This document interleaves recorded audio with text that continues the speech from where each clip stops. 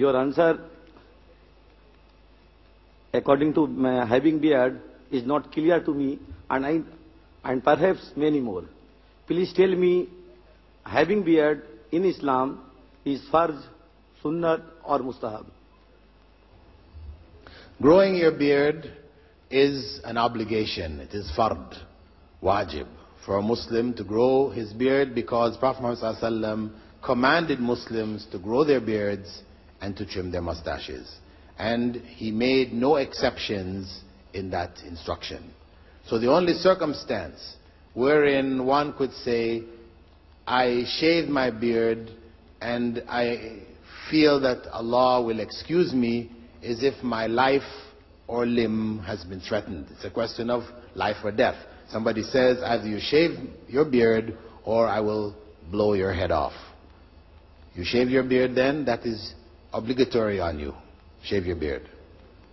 But I am very sad to look that many workers of the peace vision of Islam cutting beard, having beard very short. Why? You'll have to ask them. Even speakers too, and announcers and volunteers too. Okay. Okay, that's a good suggestion. Let me throw something at you real quick, okay? Just I want you to think about this. The first thing you do, you look in the Quran. It says in the Quran, Ya ayyuhalladhina amanu, O you who believe, obey the messenger. Okay? Obedience to the messenger is obedience to Allah. So we're going to establish that first.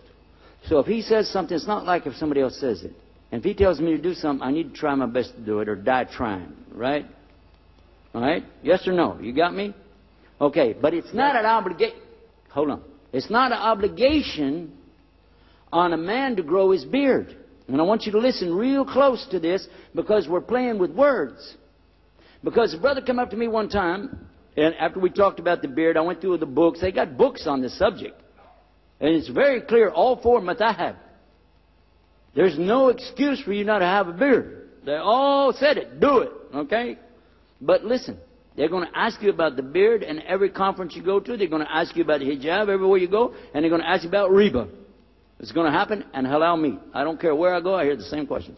But so finally, I said, listen, the first thing is the Quran. The second thing we go to is the Hadith. And then after that, I'm going to tell you what, just plain old Texas common knowledge, a man doesn't have the obligation to grow a beard, and I'll show you why.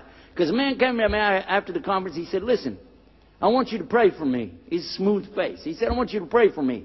I said, okay, what do you want me to pray for? He said, I want you to pray I'll grow my beard. I said, I can't do that. He said, why? I said, that's shirk. He said, what? I said, that's shirk. I can't pray for you to grow a beard. Allah is the one growing the beard. It's not your obligation to grow it. It's your obligation to stop cutting it off.